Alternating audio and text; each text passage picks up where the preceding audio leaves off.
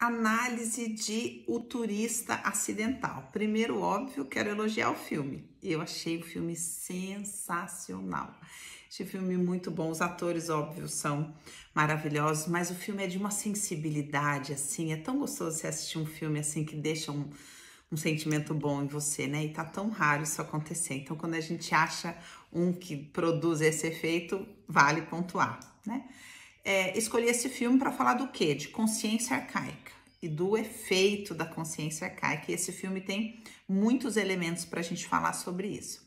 Então, eu escolhi também aqui na análise falar dos papéis, né? Tipo, o turista, né? O escritor, a esposa, a namorada, os irmãos, e não o nome dos personagens, porque eu descobri que tem muita gente que só assiste as análises e aprende só com as análises, não assiste o filme. Então, daí fica mais fácil quando a gente não fala o nome do personagem. Eu já tinha essa característica, mas agora eu quero acentuá-la, tá?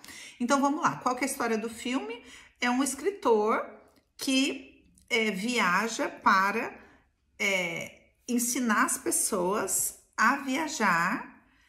Ele tem um guia chamado O Turista Acidental e o objetivo desse guia é ensinar as pessoas a viajar, sair da sua casa, mas não ser contaminado com nada da viagem. Então, ele ensina a pessoa, por exemplo, a viajar para um lugar e como viajar se sentindo em casa. Como viajar sem ser afetado pelo meio novo para o qual você está indo, sabe? Então, teoricamente, é um guia para executivos, etc. E ele pontua assim, onde para você comer uma comida americana, para você se sentir em casa. Então, isso é muito uma característica da consciência arcaica, essa ideia de você não sair do conhecido de forma alguma. E essa é a luta dele, esse é o desafio, essa é a jornada do nosso herói no filme. Aí o filme começa a relatar o que aconteceu. Então, primeiro mostra essa ideia do que ele faz e que ele é muito bem sucedido, ensinando as pessoas a se manter dentro da consciência arcaica e não ser afetado pelo novo e pela experiência do novo, né? E não migrar emocionalmente de forma alguma para os territórios que visita.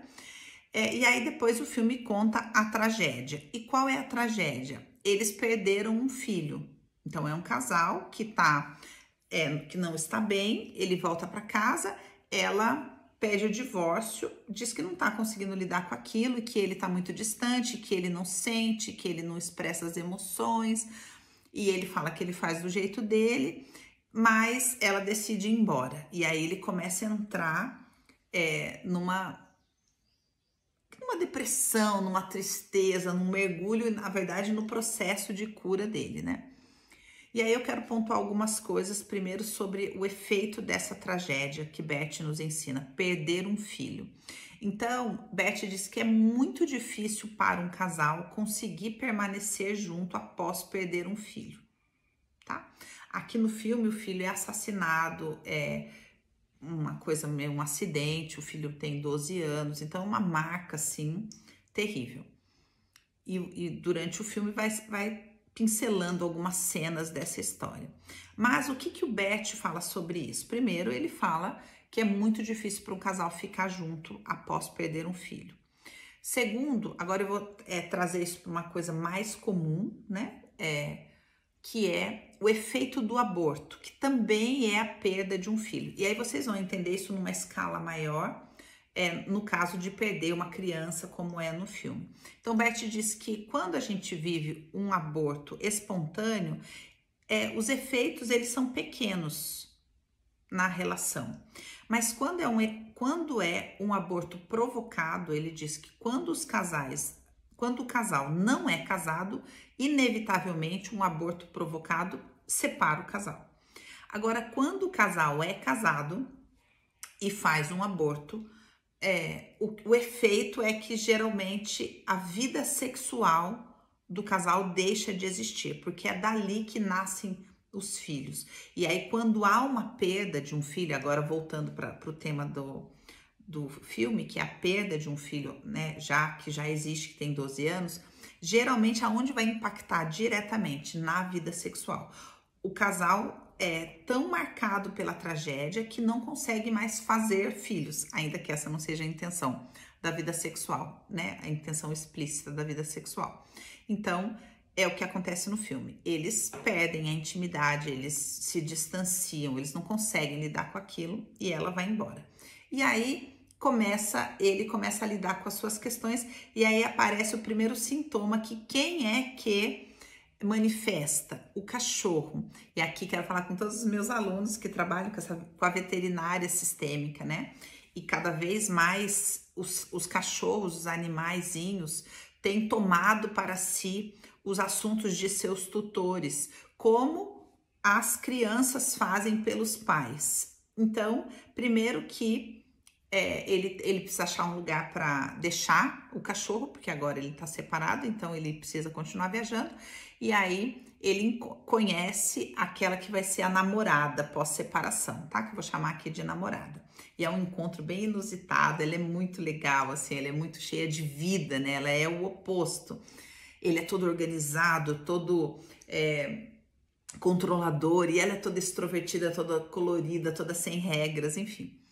E aí ela tenta um movimento em direção a ele, mas ele se fecha como toda pessoa dominada pela consciência arcaica, né? Que eu falo aqui para vocês, a consciência arcaica é contra relacionamentos. Por quê?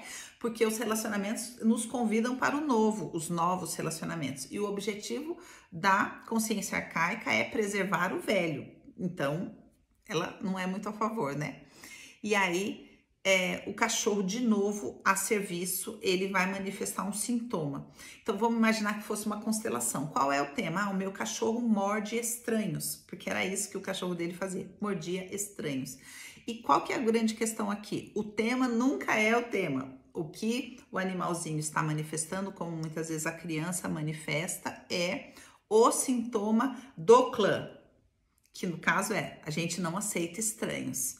E aí ele vai precisar, ela se oferece, lá tem uma conversa, ela se oferece para ajudá-lo a adestrar o cão. E aí assim eles vão se aproximando e isso vai resultar lá na frente num relacionamento.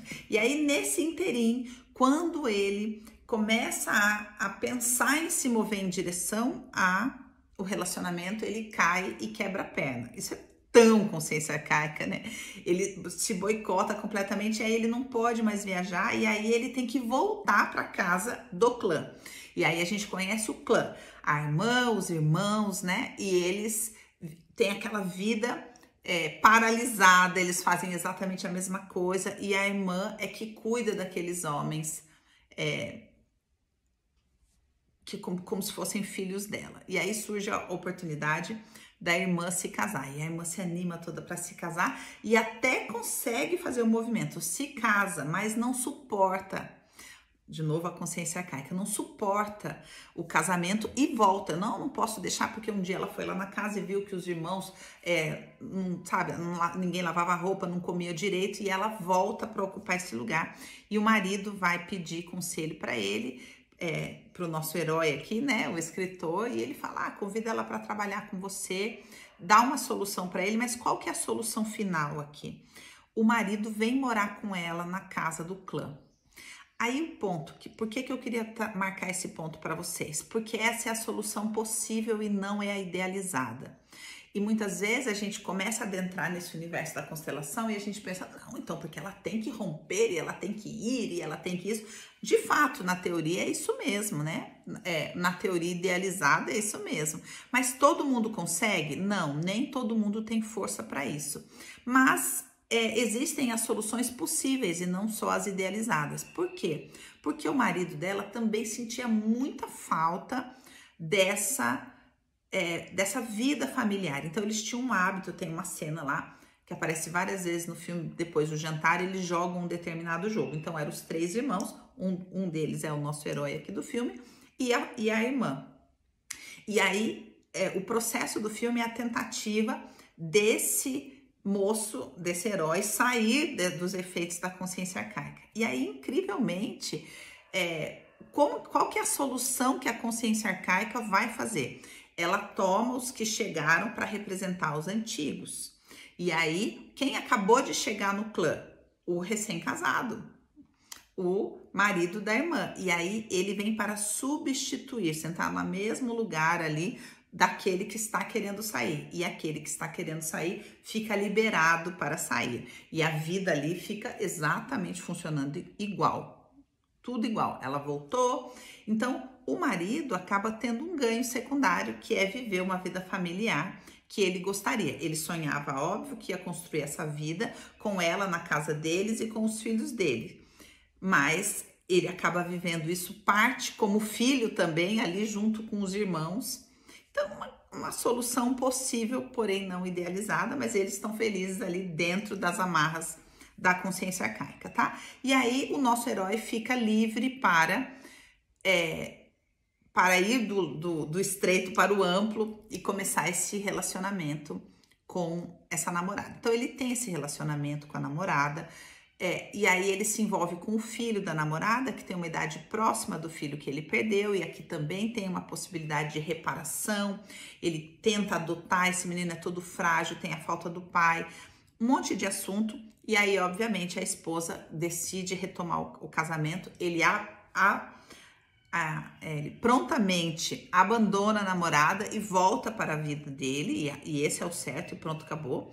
Só que ali ele vai vivendo,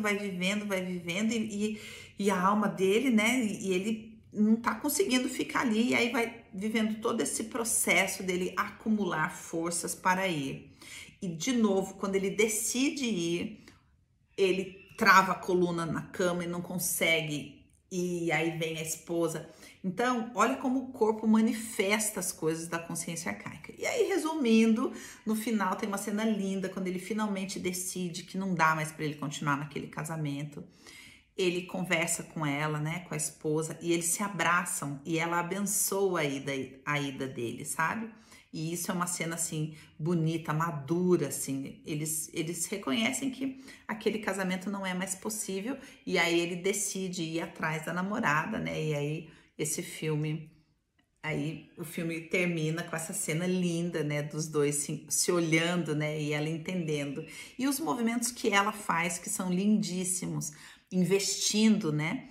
No sim, independente do não dele, e que é um aprendizado pra gente num relacionamento. Como uma mulher cheia de vida faz para lidar com um homem aprisionado no não. Quantos sims para a vida uma mulher tem que falar até que um homem aprisionado no não consiga se abrir para o sim, né? É um filme também que fala sobre isso. E aí, nesse sentido, é a propaganda que o filme faz sobre a esperança. Eu achei um filme lindo, espero que vocês tenham gostado e tenham aprendido um monte sobre consciência arcaica.